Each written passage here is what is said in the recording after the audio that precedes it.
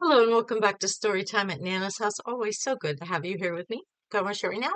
It is called Minnie Red Riding Hood instead of Little Red Riding Hood. So this is a great play on that original story. Lots of fun and published by my friends over at Bendon who give me permission to share with you now. Here we go. Once upon a time, there was a kind-hearted girl who was loved by all who knew her. Her grandmother had made her a cape of red wool as a gift. The girl wore it so often that her family and friends began to call her Minnie Red Riding Hood.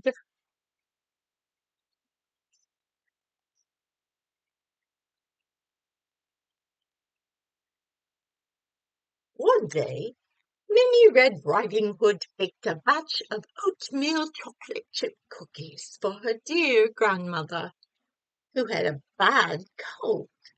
So she placed them neatly into a tin. Grandmother would like these super strong cinnamon cough drops too, said Minnie, packing a second tin.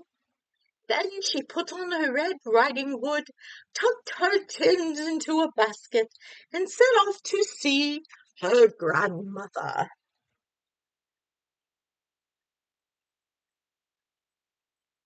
The way to grandmother's house went right through the center of the village. Hello, Minnie Red Riding Hood, called out a friendly shopkeeper. Good morning. Oh, good morning, said the apple seller. Minnie Red Riding Hood loved greeting the village folks as she walked down the main street. But she was not happy when she ran right into Big Bad Pete, a village ninny. Hello, Red, he sneered. What's in the basket? Well, sir, said Minnie politely, I'm taking cookies to my grandmother who has a bad cold. Big Bad Pete's mouth began to water. He loved cookies.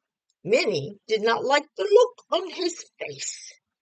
I must be going. Goodbye, she called. As Minnie walked away, Big Bad Pete hurried off along another path that also led to... Where do you think it is? Grandmother's house! As he sneaked up the front walk, Big Bad Pete spotted Grandmother's wash hanging out to dry on the clothesline. He said, coming up with a crafty plan. Minutes later, Minnie Red Riding Hood skipped up the walk toward Grandmother's front door. What's going to happen next? Oh, let's find out together, shall we? Before the girl could knock, Big Bad Pete jumped out from behind a bush disguised in Grandmother's clothing. Oh, hello, Minnie Red Riding Hood, squeaked Big Bad Pete, trying to sound like a little old lady. Have you come to pay me a visit? He asked. Why, yes, Minnie Red Riding Hood stammered. Grandmother's cold must be very bad indeed. She looks awful, Minnie Mouse.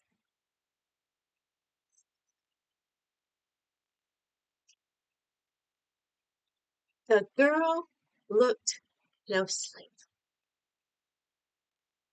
Make sure I'm not skipping a page here. Yeah, wants to make sure. I guess I'm not. It just seemed like it. The girl looked closely. Grandmother, what big ears you have! All the better to hear you with, my dear, Big Bad Pete squeaked sweetly. And what big eyes you have, said the girl. Big Bad Pete crept closer. All the better to see you with, my dear. And what big teeth you have, Minnie exclaimed. Big Bad Pete moved even closer. All the better to eat those cookies with, my dear, he shouted.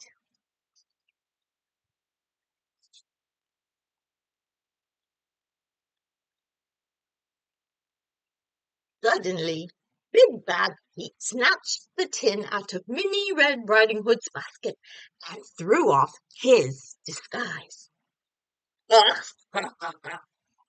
He laughed wickedly. I tricked you. Now those cookies are all mine.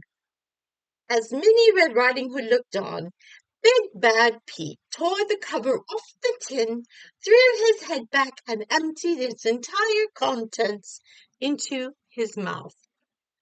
Too bad for Big Bad Pete.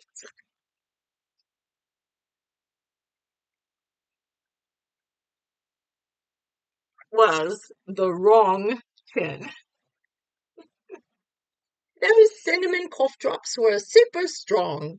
So strong that Big Bad Pete's face turned bright pink and his eyes grew large. His whole mouth and throat felt like they were on fire. Water! Water! He gasped as he stumbled down the front walk. Just then Minnie Red Riding Hood's grandmother opened the front door.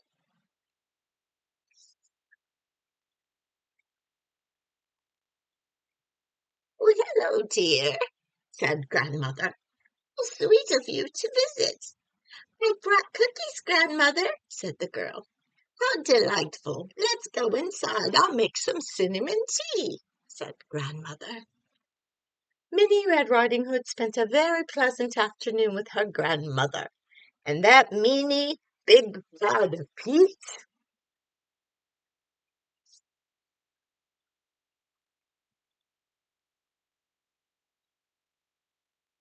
spent a very awful afternoon with a super hot cinnamony throat. I'll never scare anyone again, he said, and no more Minnie Red Riding Hood's cookies for me. And that's the end. Da-da-da. Oh my goodness, isn't that so silly? Oh my gracious, Nana loves reading stories that take a little twist and some turns with some older stories, some classics that you may have heard before. But that was really cute, and I hope that you enjoyed it as much as I enjoyed sharing it with you. It is time for me to go, my friends, but before I do, I just want to encourage you to continue letting your light shine by being kind. Because in a world where we can be anything we want, please, please just be kind. Thanks again for stopping by. Until next time, take care of yourselves. God bless you. And always, always, always remember that this Nana right here loves you. Take care.